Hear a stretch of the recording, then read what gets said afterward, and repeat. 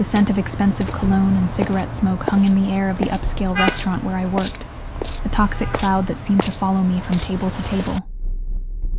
My feet ached in the black heels I was required to wear, and the tight pencil skirt restricted my movements as I balanced 3 plates of overpriced pasta on my forearm. 6 months at Bellissimo, and I still wasn't used to the uniform, or the way some customers looked at me like I was just another item on the menu. "Table 7 needs more wine," Marco, the floor manager, hissed as he passed by. His eyes narrowed at my momentary pause to catch my breath. I nodded quickly, my heart hammering against my ribs. 6 more hours of this shift. 6 more hours until I could pick up Emma from my neighbor's apartment and hold my 4-year-old daughter close, breathing in the scent of her strawberry shampoo instead of this suffocating mix of perfume and desperation. The restaurant buzzed with Friday night energy. Couples on dates, businessmen making deals over bourbon, wealthy families celebrating milestones with no regard for those serving them.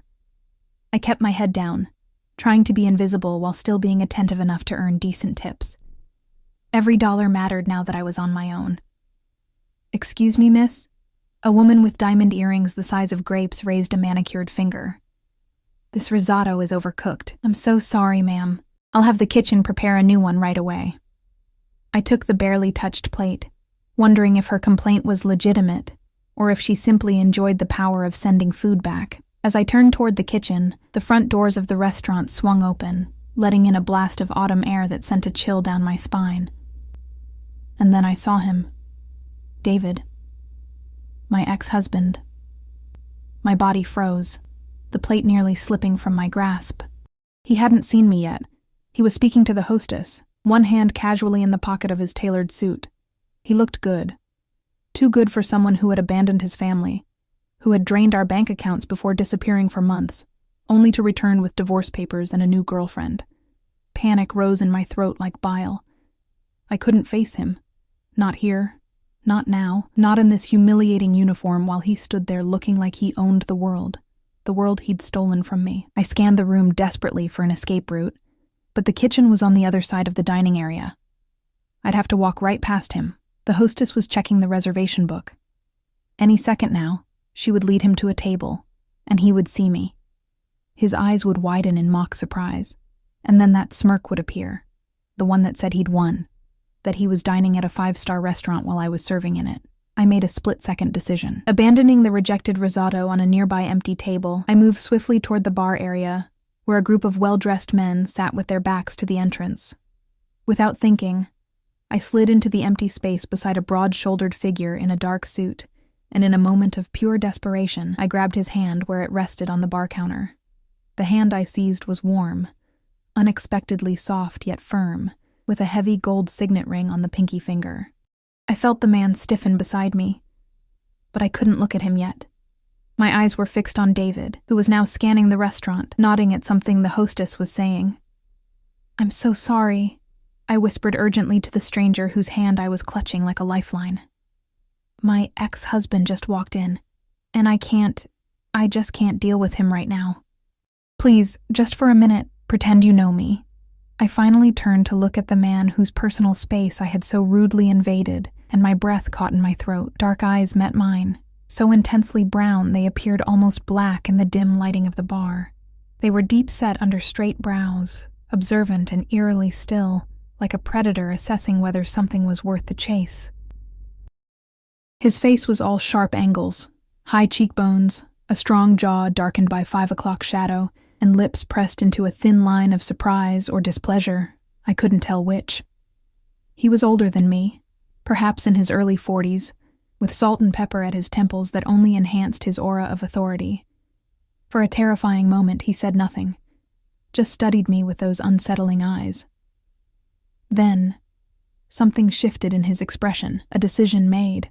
"Alessandra," he said, his voice a low rumble that sent an unexpected shiver down my spine. It wasn't a question, but a statement, as if he was choosing a name for me on the spot. "I was wondering where you'd disappeared to." His accent was subtle but unmistakable. Italian, maybe, or somewhere in the Mediterranean. The way he slightly rolled the R in wondering made the common word somehow exotic.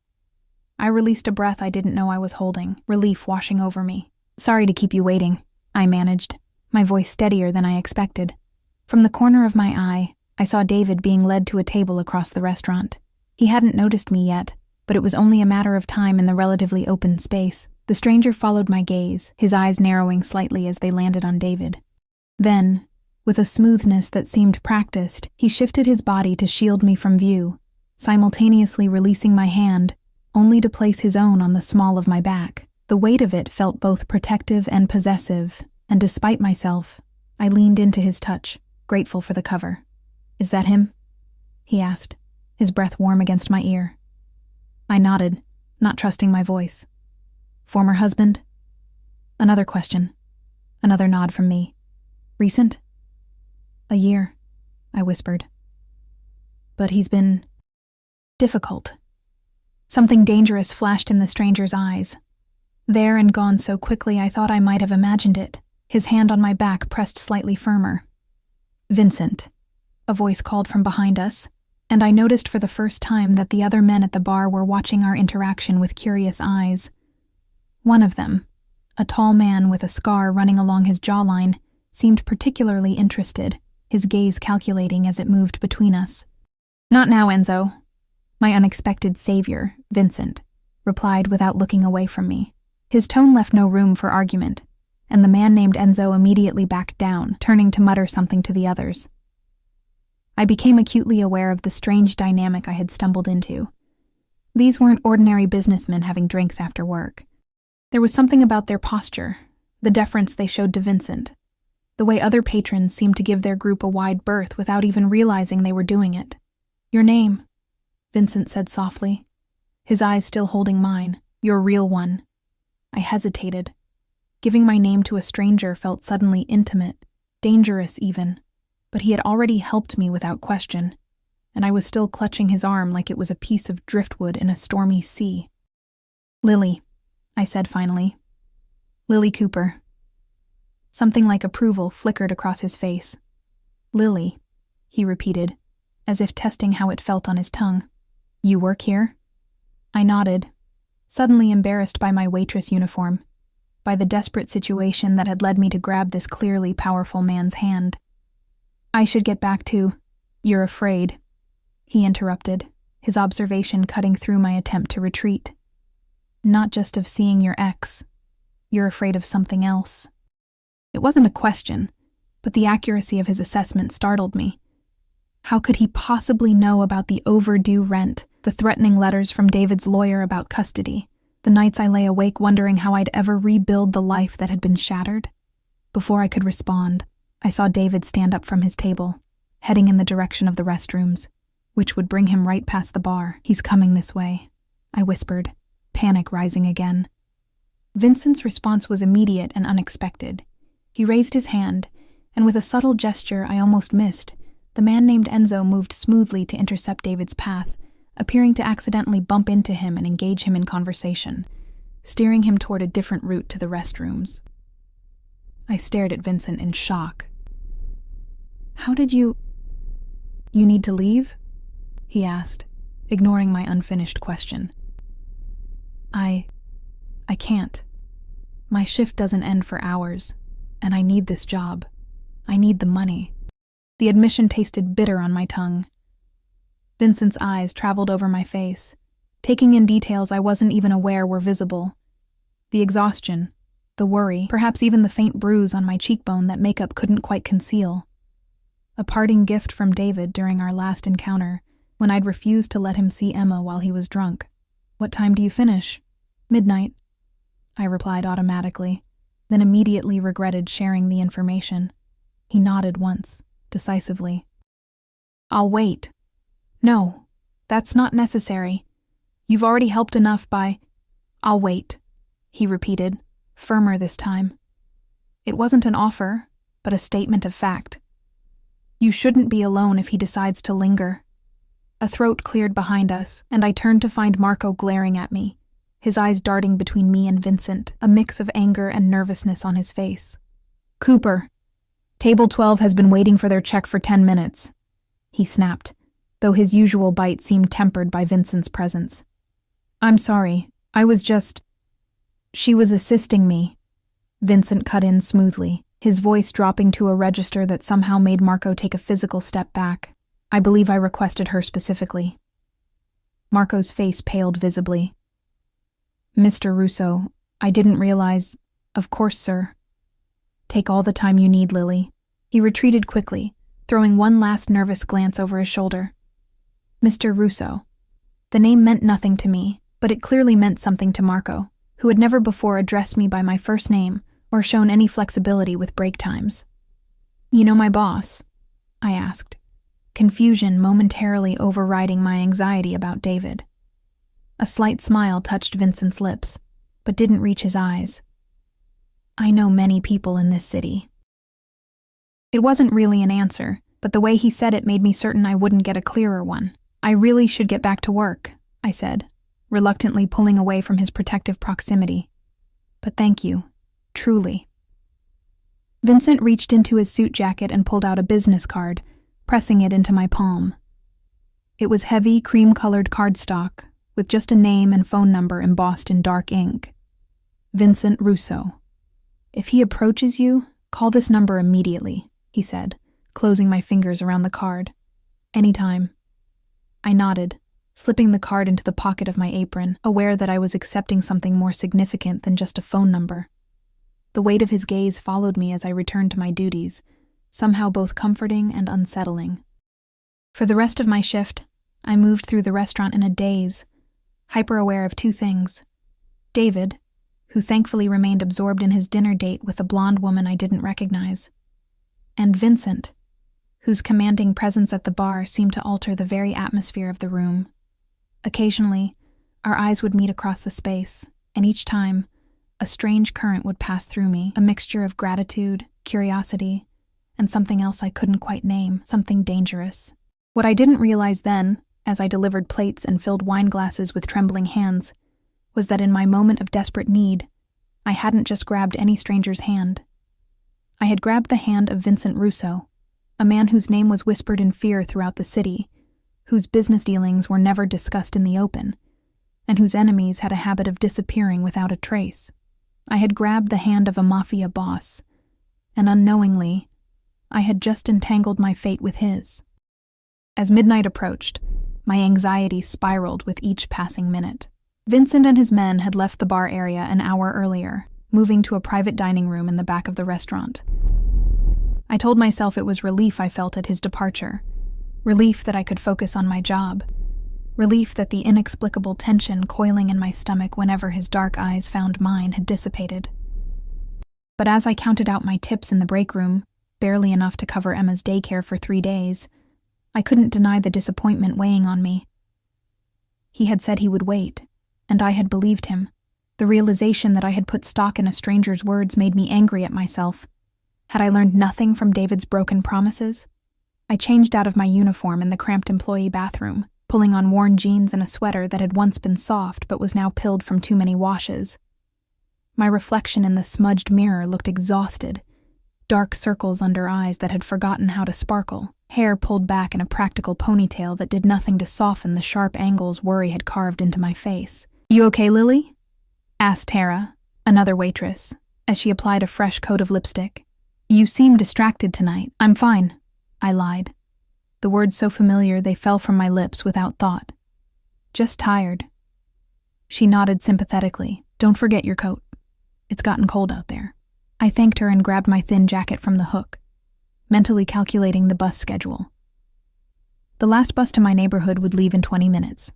If I hurried, I could make it. The alternative was a 30-minute walk through parts of the city I preferred to avoid after dark. Marco was waiting by the employee exit, counting cash for the register. He looked up as I approached, his usual disdainful expression replaced by something that resembled respect or fear. "Cooper," he said, clearing his throat. "Mr. Russo left this for you." He handed me an envelope, thick and heavy. I stared at it, uncomprehending. "What is it?" Marco shrugged, though his eyes remained fixed on the envelope. "He said you'd need a ride home." Before I could respond, the door beside us opened, letting in a blast of cold air along with the tall man I recognized as Enzo from earlier. Without the dim lighting of the bar, I could see his features more clearly. The scar on his jaw was longer than I'd realized, running from his ear almost to his chin, and his eyes were a startling pale blue against his olive skin. "Ms. Cooper," he said with a slight nod. "Mr. Russo sent me to drive you home." My pulse quickened. "That's not necessary. I can take the bus." Enzo's expression didn't change. "The last bus left 10 minutes ago." I checked my watch and alarm. He was right. I'd lost track of time counting tips, and now I was stranded. "I can walk," I insisted, though the thought of the long, cold journey made my tired feet ache in protest. "Mr. Russo was quite clear," Enzo replied, his tone making it evident this wasn't a request. "The car is waiting." I hesitated, clutching the mysterious envelope. Every instinct told me to decline, to maintain the boundary between my desperate world and whatever dangerous realm Vincent inhabited. But the practical reality of my situation, exhausted, miles from home with the temperature dropping, made the decision for me. "Fine," I conceded. "Thank you." Marco watched our exchange with undisguised curiosity, and I could already imagine the rumors that would circulate tomorrow. Lily Cooper, single mother and nobody waitress, somehow connected to Vincent Russo. I didn't understand the significance of that connection yet, but Marco's reaction told me enough to know it was substantial. I followed Enzo out to the parking lot, where a sleek black SUV with tinted windows idled, its engine a quiet purr in the night. He opened the back door for me, and I slid onto leather seats so soft they felt like butter against my jeans. "Your address?" Enzo asked, as he took the driver's seat, his eyes meeting mine in the rearview mirror. I hesitated again, the thought of this man, this stranger, knowing where my daughter and I lived, making my skin crawl, but he waited patiently, offering no pressure or threat, simply expecting my compliance. Finally, I gave him my address, watching his face for any reaction to the neighborhood, one of the poorest in the city, where rent was just barely within my means. His expression remained impassive as he pulled out of the parking lot. In the privacy of the back seat, I opened the envelope Marco had given me. Inside was a stack of cash, more money than I made in 2 weeks of shifts, and a note written in elegant, slanted handwriting. "For your trouble tonight. The car will take you home safely. VR." I stared at the money in shock, then quickly stuffed it back into the envelope, my cheeks burning with a mixture of humiliation and anger. Did he think I had fabricated the situation with David as some kind of con? Or worse, did he think I was the kind of woman who could be bought? "I can't accept this," I said, my voice tight as I addressed Enzo's reflection. "Please take it back to Mr. Russo with my thanks, but I can't take his money." Enzo's eyes flicked to mine briefly before returning to the road. "That would be unwise." "I don't care if it's unwise," I shot back, surprising myself with my vehemence. "I'm not for sale." Something that might have been respect flickered across Enzo's stoic features. "Mr. Russo doesn't pay for people, Ms. Cooper. He compensates for inconvenience or rewards loyalty. The distinction matters to him." His words gave me pause. I thought of how Vincent had interfered when David was heading toward the bar, how he had somehow made Marco treat me with deference for the first time since I'd started working at Bellissimo. Why would he care about my inconvenience? I asked, more to myself than to Enzo. "That," Enzo replied after a moment of silence, "is a question I cannot answer." We drove the rest of the way in silence, the lights of the city sliding over us like ghostly fingers as we moved from the affluent downtown area to the increasingly dilapidated outskirts where I lived.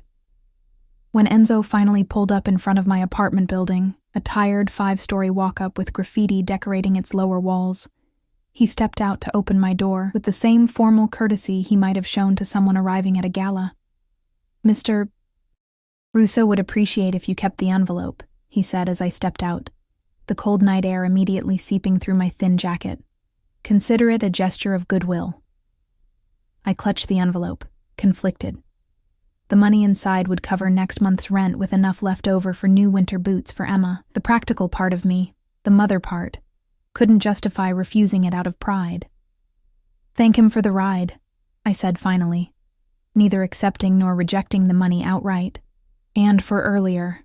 Enzo nodded once, then handed me a small card, identical to the one Vincent had given me earlier. "Mr. Russo's private number. He suggested you keep it somewhere safe." Before I could respond, My attention was drawn to a car parked across the street.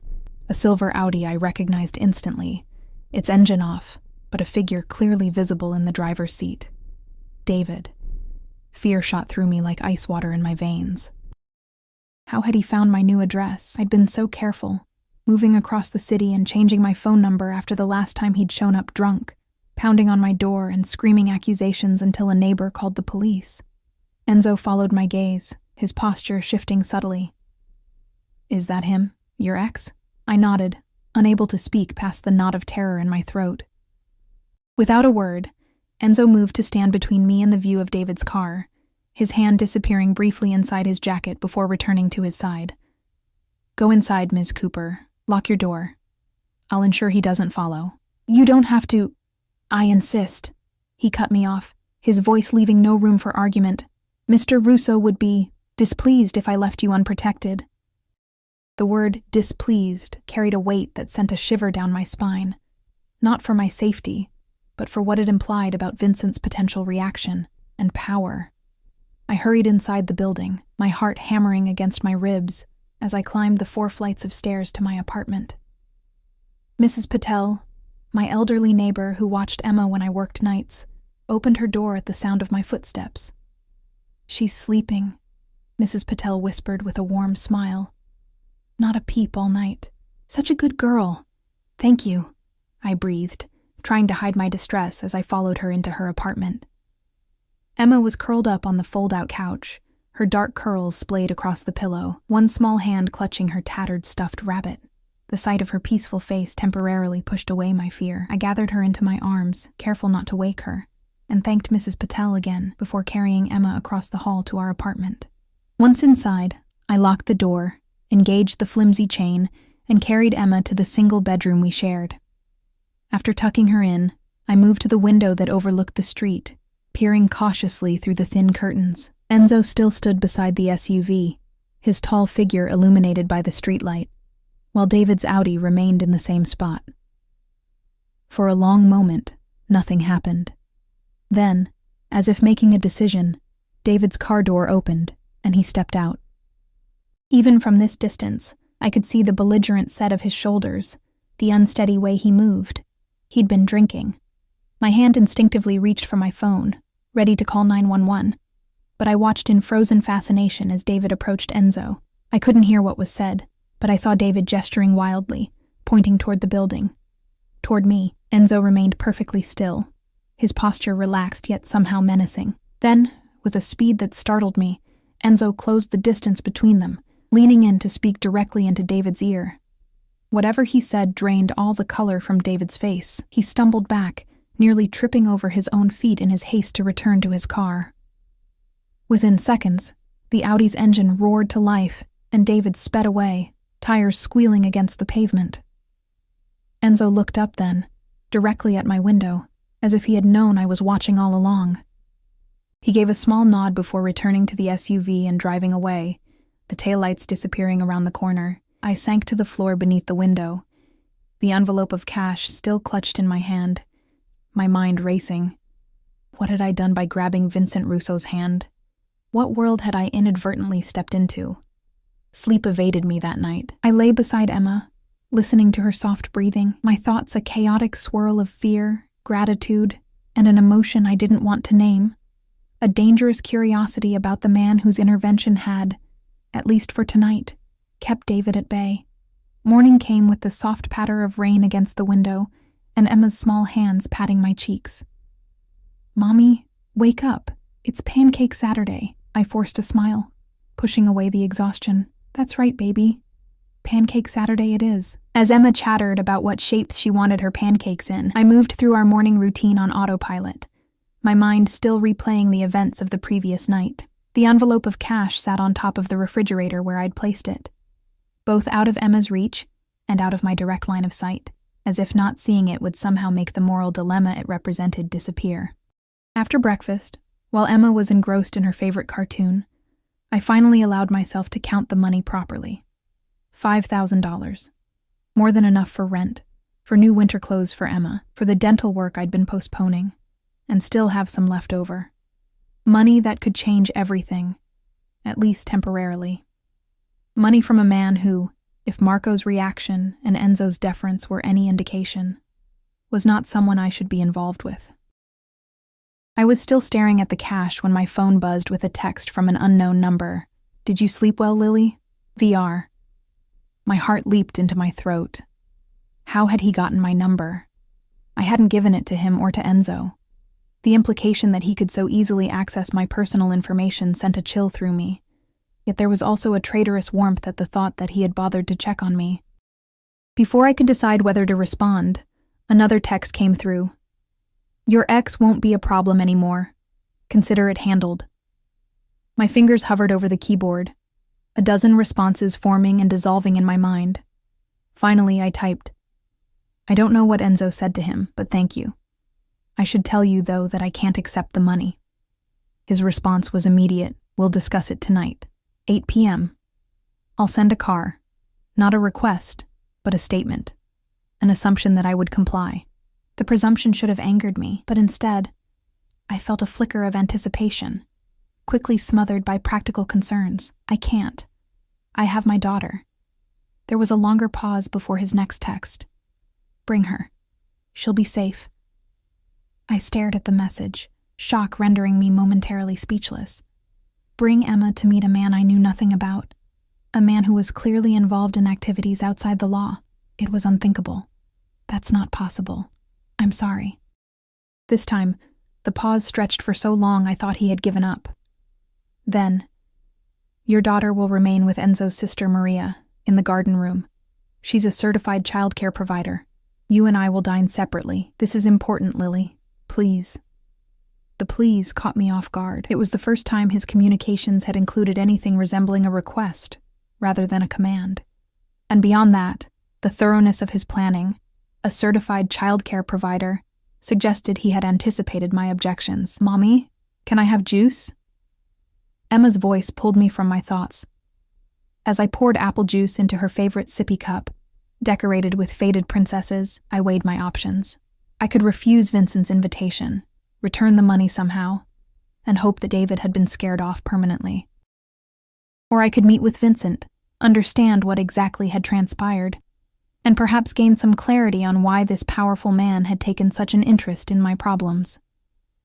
"Here you go, sweetheart," I said, handing Emma her juice. "How would you feel about going on a little adventure tonight? With dragons?" she asked hopefully, her brown eyes, so like mine, wide with excitement. I smiled, smoothing her wild curls. Maybe not dragons, but there might be a garden. As Emma returned to her cartoon, chattering about gardens and flowers, I picked up my phone and typed a response I hoped I wouldn't regret. "We'll be ready at 8. The black SUV arrived precisely at 8, idling quietly in front of my building like a sleek predator. I stood at the window, watching as Enzo stepped out and scanned the street with practiced vigilance before approaching the entrance. "Who's that man, Mommy?" Emma asked, peering around my legs at the window. She was dressed in her nicest outfit, a purple corduroy dress with leggings, and the light-up sneakers she insisted on wearing everywhere. I'd spent an hour trying to tame her curls into 2 neat braids, my hands trembling slightly as I worked. "That's our driver for tonight," I explained, smoothing non-existent wrinkles from my own dress, the only nice one I owned, a simple black wrap style that had survived from my previous life with David. "Remember what I told you? We're going to have dinner at a special place." Emma nodded solemnly, clutching her stuffed rabbit closer. "And I'm going to play in a garden with a nice lady while you talk to your friend." Friend? The word felt wrong for whatever Vincent was to me. Savior? Threat? Both, perhaps. A sharp knock at the door made me jump. Emma ran to answer it before I could stop her, though she was still too short to reach the chain lock. "Emma, wait," I called, but she had already thrown the door open as far as the chain would allow. "Hello," she chirped up at Enzo, fearless in the way only children can be. "Are you the dragon?" To my surprise, Enzo's stern face softened almost imperceptibly. He crouched down to Emma's eye level, his massive frame folding with unexpected grace. "No dragons tonight, little one," he said, his voice gentler than I'd heard it before. "But I've been told there might be ice cream for good girls who listen to their mothers." Emma's eyes widened. "I'm a very good listener," she declared, then turned to me. Aren't I, Mommy? The best, I agreed, unlatching the chain with fingers that still wouldn't quite stop trembling. Emma, this is Mr. Enzo. Enzo, my daughter Emma. Enzo nodded at me, then returned his attention to Emma. It's a pleasure to meet you, Miss Emma. Shall we go? The car is waiting. Is it a princess car? Emma asked, slipping her small hand trustingly into Enzo's massive one. Something like that, he replied, the faintest hint of amusement in his voice. I grabbed my purse and Emma's small backpack, which I'd packed with her favorite coloring books and a change of clothes, a habit from years of preparing for David's unpredictability. As I locked the apartment door behind us, a voice in my head screamed that I was making a terrible mistake. What kind of mother brings her child to meet a man like Vincent Russo? But another voice, quieter yet more insistent, reminded me that for the first time in over a year, David had backed down. For the first time, I'd seen genuine fear in the eyes of the man who had terrorized me since our divorce, and that alone made me willing to step into the unknown. The SUV was even more luxurious than I remembered, with plush leather seats and darkened windows that concealed the interior from outside eyes. Emma bounced excitedly as Enzo secured her in a booster seat that definitely hadn't been there the night before. "Look, Mommy, the seat has cup holders," she exclaimed, exploring every feature with delighted fingers. I smiled at her enthusiasm while my own stomach twisted with anxiety. "Yes, baby. Very fancy." Enzo closed our doors and took his place in the driver's seat. "Mr. Russo is looking forward to seeing you again, Ms. Cooper," he said, his eyes meeting mine briefly in the rearview mirror. I nodded, not trusting my voice. The city lights blurred outside the window as we drove, moving from my rundown neighborhood through increasingly affluent areas. Emma pressed her face against the glass, entranced by the glittering storefronts and towering buildings. "Where are we going?" I finally asked, as we turned onto a tree-lined avenue in the city's most exclusive district. "Mr. Russo's residence," Enzo replied simply. "His residence. Not a restaurant or public place, but his home." The intimacy of the invitation wasn't lost on me, nor was the vulnerability it created. In a restaurant, I could walk out if needed. A private home offered no such escape. We pulled up to a gated property set back from the street, surrounded by a high stone wall covered in flowering vines. A security guard stepped forward, examined the car, then nodded to Enzo, before the wrought iron gates swung open silently. The driveway curved through manicured gardens before revealing a house that took my breath away. A modern mansion of glass and stone, its windows glowing with warm light against the darkening evening sky. It wasn't ostentatious like some of the neighboring properties, but its quiet elegance spoke of immense wealth and refined taste. "Wow," Emma whispered, her eyes wide. "Is this where the king lives?" A lump formed in my throat. "Something like that, sweetheart." Enzo parked at the front entrance, where stone steps led up to massive double doors. Before he could exit to open our doors, one of them swung open and a woman emerged, petite with olive skin and dark hair pulled into a neat bun. She wore simple black pants and a crisp white blouse, her only adornment a delicate gold cross at her throat. "You must be Lily," she said warmly as Enzo helped us from the car. "And this beautiful girl must be Emma. I'm Maria." Her accent was similar to Vincent's but slightly stronger, her words musical and flowing. Emma, suddenly shy, pressed against my leg, but offered a small wave. "It's nice to meet you," I said, extending my hand. "Thank you for watching Emma tonight." Maria took my hand in both of hers, her touch warm and reassuring. "It's my pleasure. Vincent told me she's a special little girl." She crouched down to Emma's level. "I have a garden room with flowers that light up at night, and there's a special teddy bear waiting who needs a friend. Would you like to meet him?" Emma's shyness evaporated instantly. "Yes, please. Can I, Mommy?" I hesitated, still uncertain about separating from my daughter in this unfamiliar place. Maria seemed to sense my concern. "The garden room is just through there," she said, pointing to a glass-walled space visible from the entrance hall. "You can see us the entire time, and there are security cameras in every corner. Emma will be perfectly safe with me." The mention of security cameras should have been comforting, but it only reinforced the strangeness of my situation. What kind of life required such constant surveillance? "Go ahead, baby," I said finally, bending to kiss Emma's forehead. "I'll be right here if you need me." "I'll be fine, Mommy," Emma said, with the exasperated confidence of a child who believes herself much older than her years. "You go talk to your friend now." She skipped off with Maria, chattering about light-up flowers and teddy bears, leaving me standing in the vast entrance hall with Enzo, who cleared his throat. "Mr. Russo is waiting in the library. This way, please." He led me through the house, each room we passed more impressive than the last. Soaring ceilings, museum-quality artwork, furniture that managed to be both clearly expensive and genuinely comfortable looking. Nothing ostentatious or gaudy, just quiet, confident wealth. We paused outside a set of wooden double doors, intricately carved with a pattern of leaves and vines.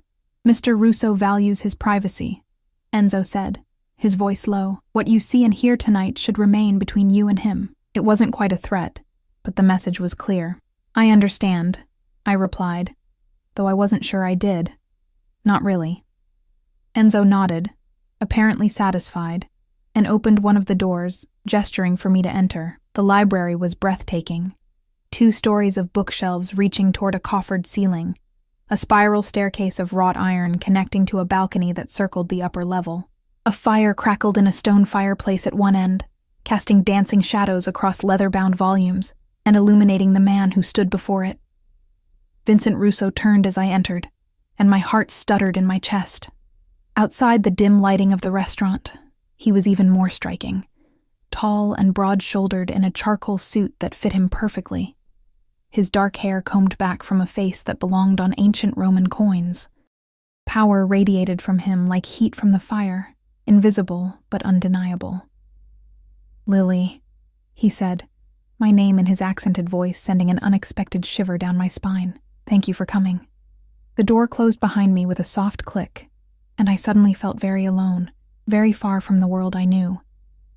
"Your home is beautiful," I said, because it seemed safer than asking any of the questions burning in my mind. A slight smile touched his lips. "Thank you. Would you like a drink? Wine, perhaps?" I shook my head. "I need to keep a clear head, for Emma." Something like approval flickered in his dark eyes. "Of course. Please, sit." He gestured to a seating area near the fire, 2 leather armchairs with a small table between them. I perched on the edge of one, my back straight, hands folded in my lap to hide their trembling. Vincent took the other chair, his movements fluid and controlled. Up close, I could see faint lines at the corners of his eyes, a thin scar above his right eyebrow, details that humanized his otherwise intimidating perfection. "You're afraid," he observed, just as he had in the restaurant. "You don't need to be. Not of me." "I don't even know you," I said, finding my voice at last. "But I know enough to understand that you're not just a businessman, Mr. Russo." "Vincent," he corrected gently. "And no, not just a businessman. But tonight, I'm simply a man having dinner with a beautiful woman who interests him." Heat rushed to my cheeks at his directness. "Why? Why would someone like you be interested in someone like me?" He studied me for a long moment, his gaze intense but not unkind. "Someone like you," he repeated thoughtfully. "A strong woman raising a child alone, working multiple jobs, surviving despite every obstacle. You underestimate your worth, Lily Cooper." The words were like a physical touch, stirring something long dormant within me. After years of David's constant belittlement, of being made to feel worthless and replaceable, Vincent's assessment left me speechless. He leaned forward slightly, his elbows on his knees. "Last night when you grabbed my hand, you did something no one has done in a very long time." "What's that?" I asked, barely above a whisper. "You surprised me." His smile was small, but genuine. In my world, surprise is rare. People are predictable, driven by greed, fear, ambition, but you acted on pure instinct, with no calculation. It was refreshing. I didn't know how to respond to that, so I changed the subject. "What did Enzo say to David last night?" "Whatever it was, it worked. I've never seen him back down like that."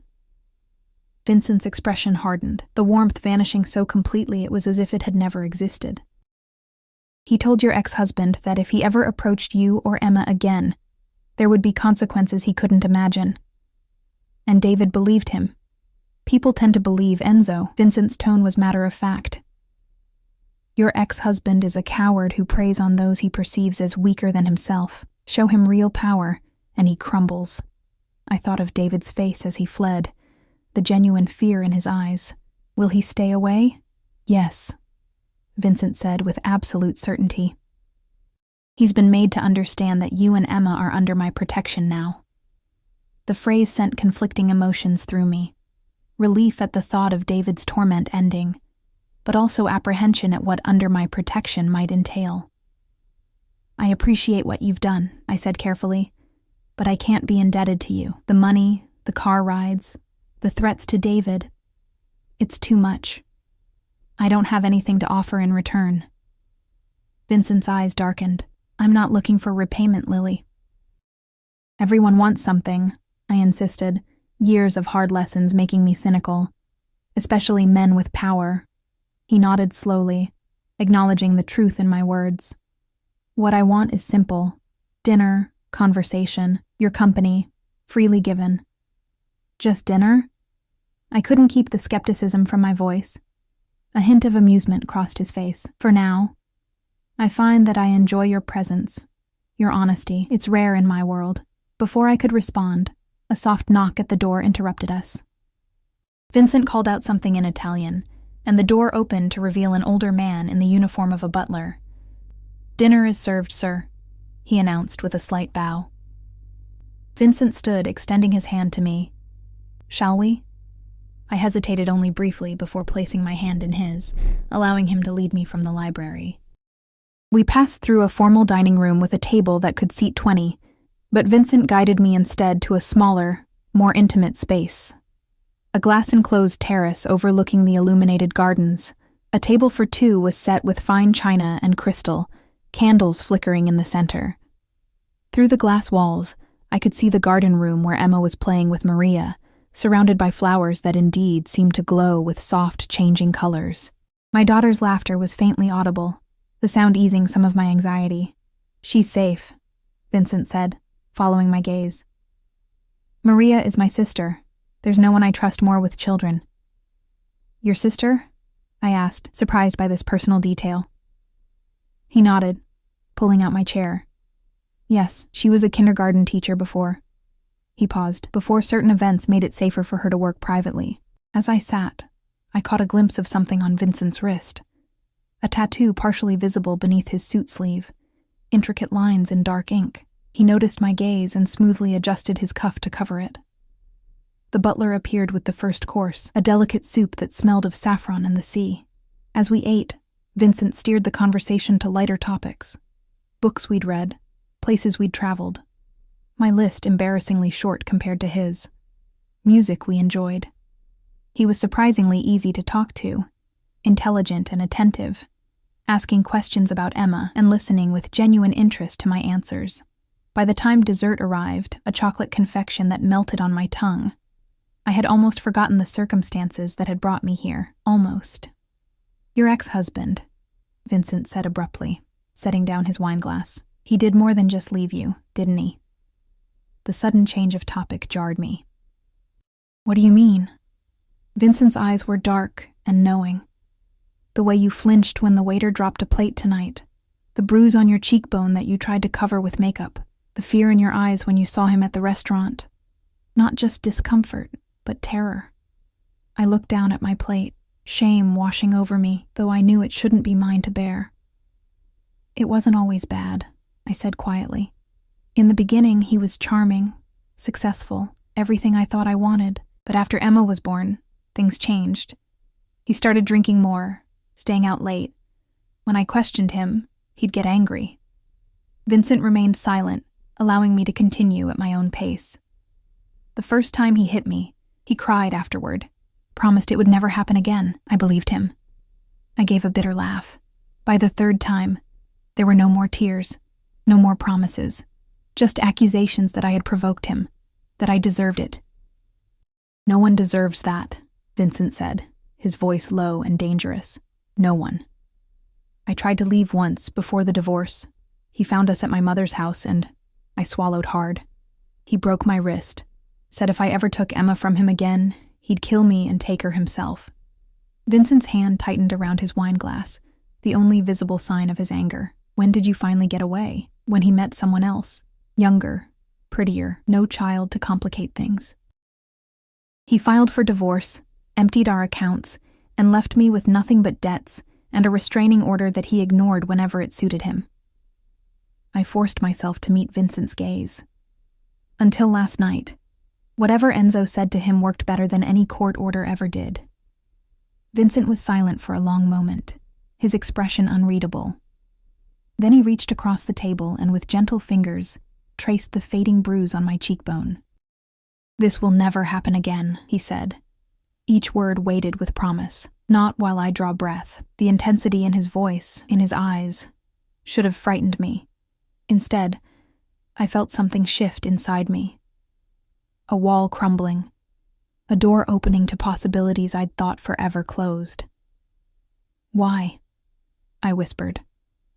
"Why would you do this for a stranger?" Vincent withdrew his hand slowly, his fingers lingering for a heartbeat longer than necessary. Perhaps I'm tired of only interacting with people who want something from me. Perhaps I saw something in you that reminded me of who I was before. He gestured vaguely, encompassing his wealthy home, his position, the life he led.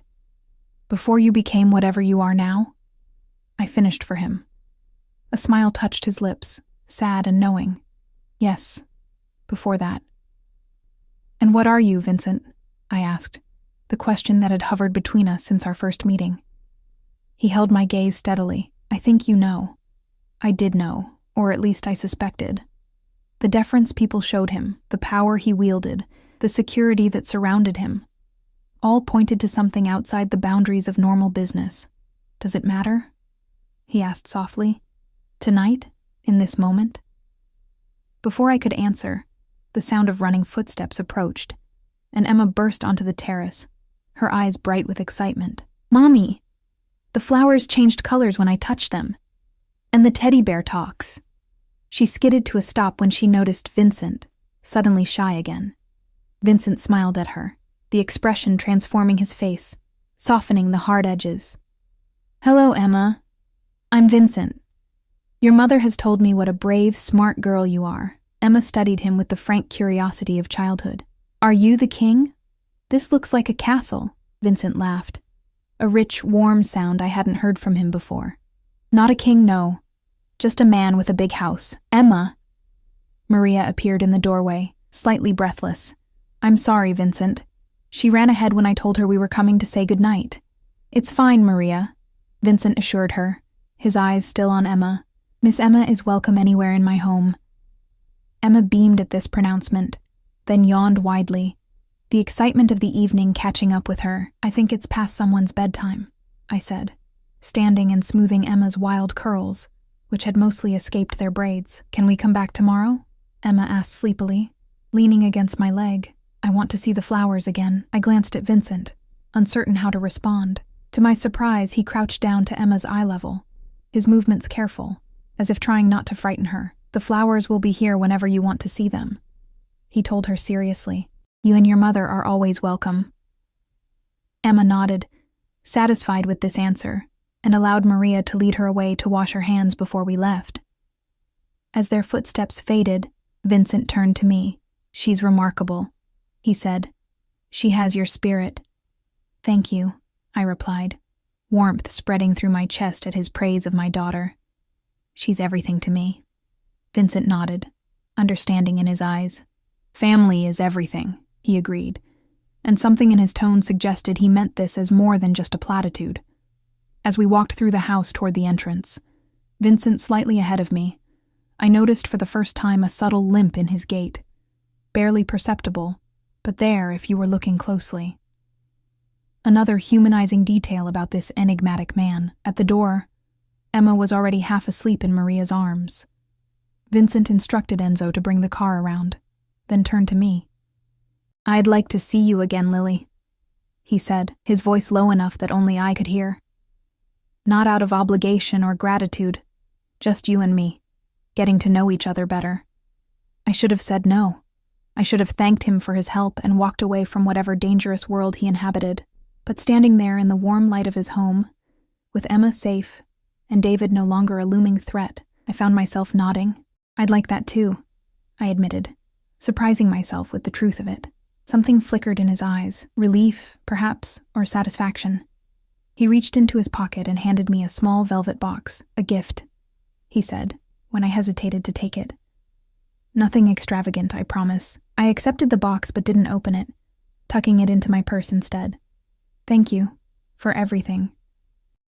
He took my hand, raising it to his lips in an old-world gesture that should have seemed affected, but somehow felt natural coming from him. Until next time, Lily Cooper. As Enzo drove us home through the quiet streets, Emma sleeping soundly beside me, I finally opened the velvet box. Inside was a delicate silver bracelet with a single charm, a tiny key. Attached was a small card with that now familiar slanted handwriting, for new beginnings. VR. I slipped the bracelet onto my wrist, the metal cool against my skin, and watched the city lights blur outside the window. I didn't know what tomorrow would bring, or where this unexpected connection with Vincent Russo might lead. All I knew was that for the first time in years, I felt something beyond fear and exhaustion. I felt hope. 3 months. It had been 3 months since that fateful night at Bellissimo, when I grabbed a stranger's hand out of desperation. 3 months of cautious text messages, elegant dinners, and careful navigation of boundaries. 3 months of getting to know Vincent Russo, the man behind the power, behind the whispered name that made people straighten their spines and avert their eyes. I still worked at the restaurant, though Marco had mysteriously promoted me to serving the private dining rooms, where the tips were better and the hours more flexible. I hadn't seen David since the night Enzo had confronted him outside my apartment building. According to my lawyer, paid for by Vincent despite my protests, David had abruptly dropped his custody claim and moved to the West Coast. The bracelet Vincent had given me rarely left my wrist, the tiny silver key a constant reminder of possibilities I was still afraid to fully embrace. "Mommy, when are we going to Vincent's house again?" Emma asked as I braided her hair for preschool. "Maria promised to show me how the fountain works next time." I smiled, securing the braid with a purple elastic. "Soon, baby. Vincent's been busy with work." It wasn't a lie. He'd been away on business for the past 2 weeks, though he still sent daily texts checking on us, and flowers had arrived every 3 days like clockwork. "Is he your boyfriend now?" Emma asked with the directness only a 4-year-old could manage. My hands faltered in her hair. "It's complicated, sweetie."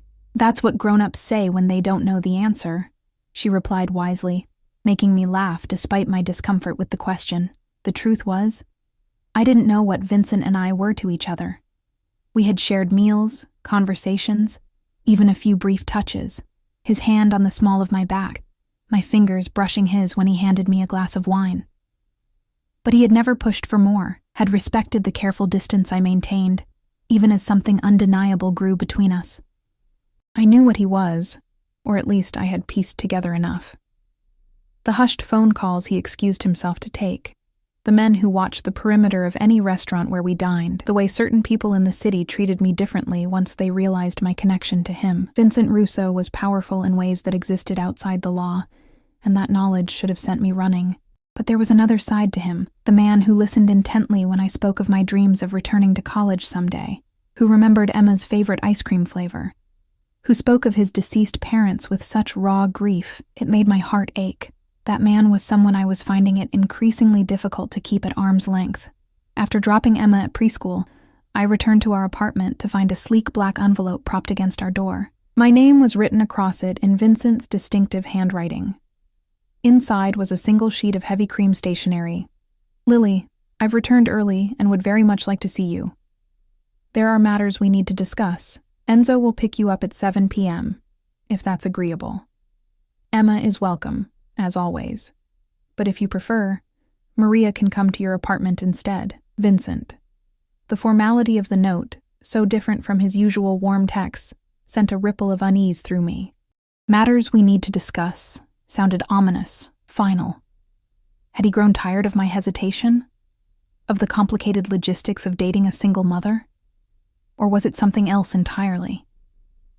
I arranged for Mrs. Patel to watch Emma, not because I didn't trust Maria, but because the serious tone of Vincent's note made me think this was a conversation best had without my daughter present. At precisely 7 p.m., the now familiar black SUV pulled up outside, but instead of Enzo, it was Vincent himself who stepped out, dressed impeccably as always in a charcoal suit that accentuated his broad shoulders. My heart stuttered at the sight of him, a reaction I could no longer pretend was simply gratitude or fascination. "Vincent," I said as I approached, suddenly conscious of my simple dress and minimal makeup. "I wasn't expecting you to come yourself." He took my hand, his touch sending warmth up my arm. "I wanted to see you as soon as possible." His dark eyes scanned my face, as if searching for something. "You look beautiful, Lily. You always do." In the car, a tense silence settled between us. Vincent seemed preoccupied, his usual attentiveness replaced by a distant expression as he gazed out the window. "Is everything all right?" I finally asked as we drove past the city limits, heading north along the coast. "Your note seemed serious." He turned to me, his expression softening. "I'm sorry if I worried you." "Yes, there are serious matters to discuss, but nothing for you to fear." He hesitated, then added, "I thought we might talk somewhere more private than my home or a restaurant." We arrived at a secluded beach house perched on cliffs overlooking the ocean. Unlike Vincent's city mansion, this place was smaller, more intimate, a modern structure of glass and weathered wood that seemed to grow naturally from the rocky landscape. "This is beautiful," I said, as he led me inside, where a fire already burned in a stone hearth. Floor-to-ceiling windows framed the darkening sky and the restless sea below. "It was my mother's favorite place," Vincent said quietly. "I come here when I need to think, to remember who I am beneath everything else." The personal revelation touched me. Vincent rarely spoke of his past, and each small glimpse felt like a precious gift. He poured 2 glasses of wine and gestured for me to join him on a low couch facing the windows. As I sat, the bracelet he'd given me caught the firelight, the little key gleaming. "You wear it," he observed, a note of pleasure in his voice. "Every day," I admitted. "It reminds me of possibilities." Vincent's eyes darkened at my words. He set his wine glass down untouched and turned to face me fully. "Lily," he began, his voice low and serious, "these past months have been unexpected. When you grabbed my hand that night, I could never have imagined where it would lead." My heart began to race, fear and anticipation mingling in my chest. "And where has it led, Vincent?" He took a deep breath. "I find myself thinking of you constantly, of your strength, your grace, your fierce love for your daughter. I've known many people in my life, Lily, but none like you." His words wrapped around me like a warm embrace, but the tension in his shoulders told me there was more. "But there are things about me, about my life, that I've kept from you," he continued. "Not out of deception, but out of hope that I could be. For you, just a man, not everything else that I am." "I know what you are, Vincent," I said softly. "Or at least, I've guessed enough." His eyes widened slightly in surprise. "You're in organized crime," I continued, the words strange on my tongue yet undeniably true. "The way people defer to you, the security, the power you wield, it's obvious if one is paying attention." Vincent's expression grew guarded. "And knowing this, you've still allowed me into your life? Into Emma's life?" "I've struggled with it," I admitted. "Every day, I tell myself I should end this, whatever this is between us, that I should take Emma and disappear before we get any deeper into your world." Pain flashed across his face. "And is that what you've decided to do?" I looked down at the tiny key on my wrist. "If I were smarter, perhaps, but no." I raised my eyes to his. "Despite everything, I find myself unable to walk away from you, Vincent Russo." The relief that flooded his features was palpable. He reached for my hand, entwining our fingers. "There's something else I need to tell you. The real reason I asked you here tonight." I tensed, preparing myself for some terrible revelation. I'm leaving this life, he said simply. Of all the things I had expected, this wasn't one of them. What do you mean?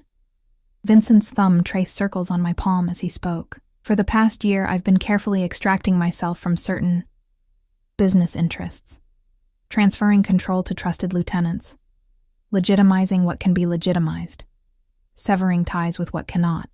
Why? I asked, stunned by the revelation. Initially because I was tired. Tired of looking over my shoulder, tired of wondering which friend might become an enemy tomorrow. His eyes met mine, intense and vulnerable. But these past months, since meeting you and Emma, the urgency has increased. I want something different, Lily, something I never thought possible for someone like me. Hope bloomed in my chest, fragile and terrifying. What do you want, Vincent? A life where I can take you and Emma to dinner without bodyguards watching every exit. A life where I don't have to shield you from parts of who I am. His voice dropped lower. A life with you, if you'll have me. The sincerity in his eyes took my breath away. Can you really walk away from everything? Is that even possible? It's nearly done, he said. There are complications, risks, which is why I've kept this from you until now. I didn't want to offer you promises I couldn't keep. What risks? I asked, suddenly afraid for him in a way I hadn't been before. Vincent's expression darkened. Not everyone is happy with my decision. There are those who see it as weakness, as betrayal. There was an incident last week, an attempt to dissuade me. Fear clutched at my heart. Were you hurt? No, he assured me quickly.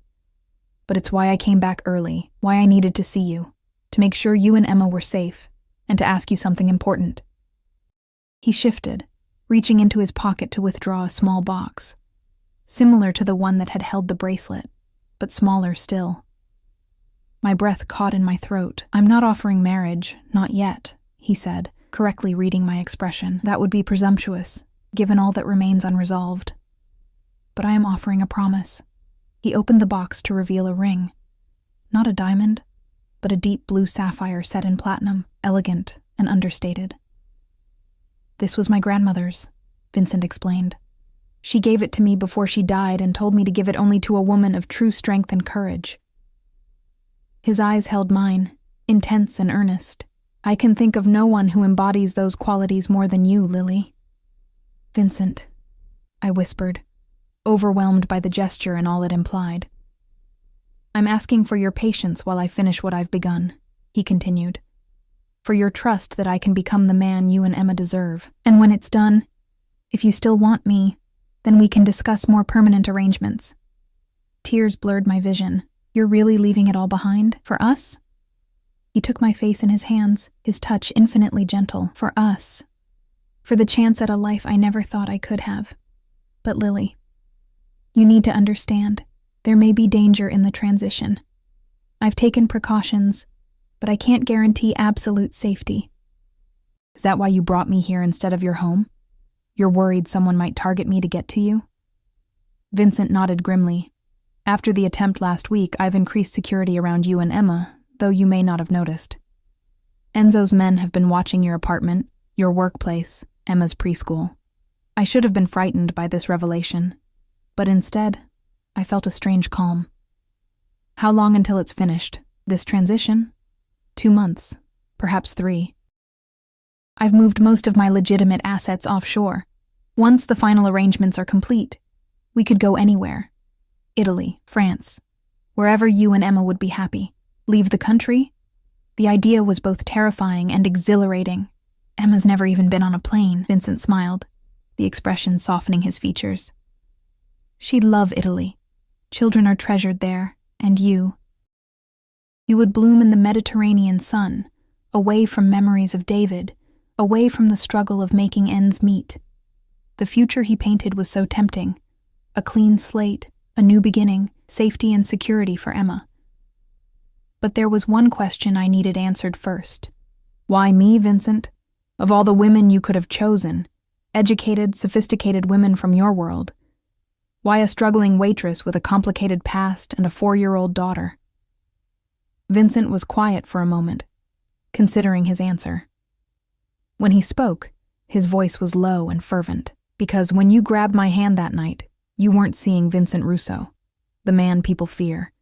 You were just seeing a potential lifeline. He brushed a strand of hair from my face. And then, when you learned who I was, you still saw the man beneath it all. You questioned me, challenged me, made me laugh when few dared to joke in my presence. He took my hand, pressing it against his chest, where I could feel his heart beating steadily. You make me feel human, Lily, not a title, not a position, not a threat, just a man. Do you have any idea how rare that is in my life? His words resonated deep within me. Wasn't that all anyone wanted in the end? To be seen for who they truly were, beyond labels and circumstances? I'm afraid, I admitted. Not of you, but of letting myself believe in this future you're describing. I've had dreams shattered before, I know, he said softly. And I can't promise there won't be challenges. But I can promise that I will never willingly cause you or Emma pain. That every decision I make from this moment forward will be with your well-being in mind. He held out the sapphire ring, a question in his eyes. Will you accept this? Not as an engagement, but as my promise to you that I'm fighting for our future? I looked at the ring, at the man holding it, and at the crossroads stretching before me. The safe path would be to walk away now, before I was in any deeper. To return to my small apartment and predictable struggles, to the life I knew how to navigate.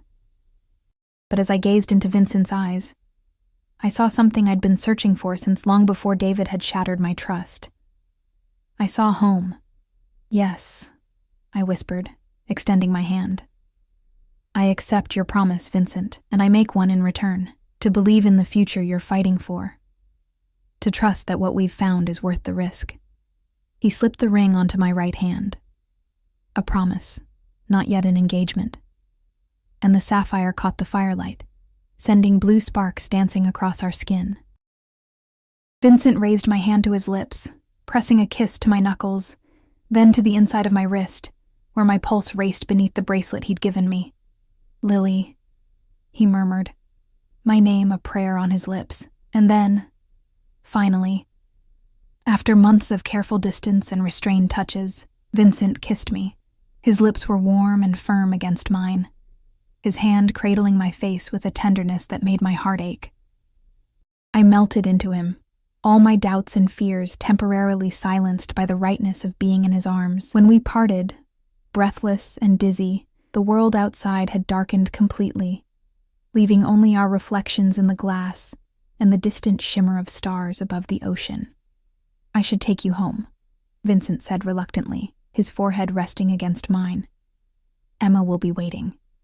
The mention of my daughter brought reality rushing back, the complications, the dangers still unresolved, but instead of fear, I felt a newfound determination. 2 months, I said, touching the sapphire on my finger. We can be careful for 2 months. Vincent nodded, his eyes serious again. Until then, there will be rules to keep you safe. I'll explain everything on the drive back. As we left the beach house, Vincent's arm protective around my waist, I caught a glimpse of movement in the darkness, a figure near the tree line, then another by the cars. Vincent's security, watching over us even here. A reminder of the world he inhabited, the world he was fighting to leave behind.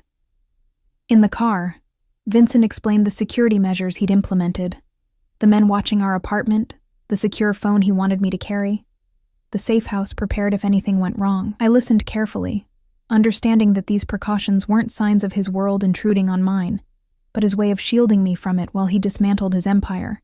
And after? I asked as we approached the city limits. When it's over and wherever we decide to go, what then? Vincent's hand found mine in the darkness of the car, his thumb brushing over the sapphire. Then we begin again. I have legitimate businesses, hotels, restaurants, vineyards, enough to keep us comfortable without ever having to look over our shoulders. And if someone from your past finds us? If this doesn't end as cleanly as you hope? His grip tightened slightly. I've been careful, thorough. But if that happens, we'll face it together. I won't let anyone harm what we're building, Lily. Not ever. The fierce protectiveness in his voice should have frightened me. It spoke of capabilities I didn't want to contemplate. But instead, it comforted me. After years of feeling vulnerable, of being at David's mercy, the idea of someone fighting for me, for Emma, felt like finally reaching solid ground after treading water for too long. When we reached my apartment building, Vincent insisted on walking me to my door. In the dim hallway outside my apartment, he pulled me close one more time, his kiss deeper now, edged with a hunger we both knew would have to wait. 2 months, he whispered against my lips, and then a lifetime if you'll have me. I'll have you, I promised, the words carrying the weight of a vow. After he left, I stood in my small living room, the sapphire gleaming on my finger, and for the first time in years, I allowed myself to imagine a future without constant struggle, without fear. A future where Emma could grow up safe and cherished, where I might pursue the dreams I'd abandoned, where love didn't come with conditions or bruises. A knock at my door startled me from my reverie. Thinking Vincent had returned, I opened it without checking the peephole. A mistake. David stood in the hallway, his face flushed with anger or drink, possibly both. So it's true, he spat, pushing past me into the apartment before I could stop him. You're fucking the mob. Fear shot through me, but it was quickly replaced by anger. Get out of my home, I demanded, keeping my voice low so as not to wake Emma or disturb Mrs. Patel next door. You have no right to be here. David's eyes fixed on the sapphire ring, his face contorting with rage. I lose everything because of you. My daughter, my reputation, and you get rewarded with jewelry from criminals? How long have you been whoring yourself out to Russo? My hand moved instinctively to the secure phone in my pocket, but David grabbed my wrist, twisting until I gasped in pain. You think I don't know about his men watching this place? He hissed. I had to wait weeks for an opening, for them to get sloppy, but it was worth it to see for myself what kind of mother you've become. Let go of me, I said, my voice steady despite the fear coursing through me. Or I'll scream, and Mrs. Patel will call the police. David laughed, a bitter sound that raised the hairs on my neck. The police? You think they'll help the mafia boss's whore? Something in me snapped at his words. After months of growing stronger, of learning my worth through Vincent's eyes, I refused to cower before David any longer. I am not afraid of you, I said, each word precise and clear. Not anymore. I twisted my arm sharply, breaking his grip with a move Enzo had taught me, just in case. David stumbled back, surprise replacing anger for a moment before his face darkened again. You stupid bitch, he snarled, lunging toward me. But before he could reach me, the door burst open. Enzo stood there, his imposing frame filling the doorway, his pale eyes assessing the situation in an instant. Behind him was another man I recognized from Vincent's security team. Mr. Cooper, Enzo said, his voice deceptively calm. I believe you're trespassing. David froze, his face draining of color. This doesn't concern you. This is between me and my wife.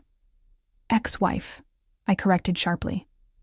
Ex-wife, Enzo repeated, stepping fully into the apartment. Who happens to be under Mr. Russo's protection? A fact you were made aware of months ago. David's eyes darted between Enzo and the door, calculating his chances. Russo's not untouchable, he said, desperation edging his voice. People are talking. His own people think he's gone soft. A chill ran through me at his words, so similar to what Vincent had told me about resistance to his plans to leave his criminal life behind. Enzo's expression didn't change, but something dangerous flickered in his eyes. Mr. Cooper, I'm going to give you one chance to leave peacefully, for Ms. Cooper's sake and for your daughter's. The mention of Emma seemed to reach David in a way threats to his own safety hadn't. He glanced toward her bedroom door, then back at me, conflict evident in his face. She deserves better than this life, he said, and I couldn't tell if he meant me or Emma. Better than him. That's not for you to decide anymore, I replied quietly. Please leave, David. Don't make this worse than it already is. For a moment I thought he might refuse, might force Enzo's hand. But then his shoulders slumped, the fight draining out of him. This isn't over. he muttered as he moved toward the door, but the words lacked conviction. Enzo stepped aside to let him pass, then followed him out, leaving his associate at my door. I'll ensure he leaves the building, Enzo told me. Marco will stay with you until I return. Mr. Russo has been informed and is on his way. After they left, I sank onto the couch, adrenaline still coursing through my veins. I checked on Emma, relieved to find her still sleeping peacefully, unaware of the confrontation that had just taken place. When Vincent arrived 20 minutes later, his face was a mask of controlled fury. He gathered me into his arms, his body tense as he checked me for injuries. I'm okay, I assured him, leaning into his embrace. Really, he didn't hurt me. Vincent's jaw clenched as Enzo recounted what had happened, including David's comments about Vincent going soft. This changes things, Vincent said after Enzo finished. We need to accelerate the timeline. What do you mean? I asked, suddenly afraid. Vincent's eyes met mine, determination replacing anger. It means we leave sooner than planned. Tonight, if possible. Tonight? I echoed, stunned. But Emma, my job, our things, essentials only, Vincent said, his tone gentler now. I have properties where we can stay until the final arrangements are complete. Places no one knows about, not even my closest associates. I looked around my small apartment, the home I'd built for Emma and me after escaping David, the safe haven I'd fought so hard to maintain. The thought of leaving it all behind with no warning was terrifying, yet the alternative, staying and risking another confrontation, possibly one where Emma wouldn't sleep through it, was worse. How long do I have to pack? I asked, my decision made. Relief washed over Vincent's face. An hour. Take only what you and Emma absolutely need. Everything else can be replaced. As I moved through the apartment, filling a suitcase with clothes, Emma's favorite toys, our important documents, I felt a strange sense of liberation. Each item I chose to bring, each one I left behind, was a step toward the future Vincent had promised. A future I was now fully committed to, dangers and all. Emma woke briefly as I dressed her in warm clothes, her sleepy eyes questioning, "Are we going on an adventure, Mommy?" I smoothed her curls, my heart full of love and determination. Yes, baby, the biggest adventure yet. In the living room, Vincent was on the phone, speaking rapidly in Italian. When he saw us, he ended the call and crossed to lift Emma into his arms. To my surprise, she went willingly, resting her head on his shoulder, as if it were the most natural thing in the world. "Ready?" he asked me, his free hand extended toward mine. I took it, feeling the warmth of his skin against my palm, the solid strength of his grip. 3 months ago, I had grabbed a stranger's hand out of desperation, never imagining where that impulsive action would lead. Now, I was taking that same hand by choice, walking willingly into an uncertain future that somehow felt more secure than any I had known before. "Ready," I confirmed, the sapphire on my finger catching the light as Vincent led us out of the apartment and toward our new beginning. As we stepped into the waiting car, Emma already drifting back to sleep between us, Vincent squeezed my hand. "I will keep you both safe," he promised, his voice low and fierce. No matter what it takes. I believed him. Not because he was powerful or dangerous, but because in the depths of his dark eyes, I saw the same determination I felt in my own heart. The resolve to protect what we had found together. This unexpected love that had blossomed from a moment of desperation. The city lights faded behind us as we drove into the night, toward a future neither of us could have imagined 3 months ago. A future we would build together, step by step, day by day, leaving the shadows of our past behind. I had grabbed a stranger's hand to escape my ex-husband, not knowing he was a mafia boss. But what I had found wasn't just protection or security. It was a second chance at love, at family, at happiness. And this time, I wouldn't let it slip away.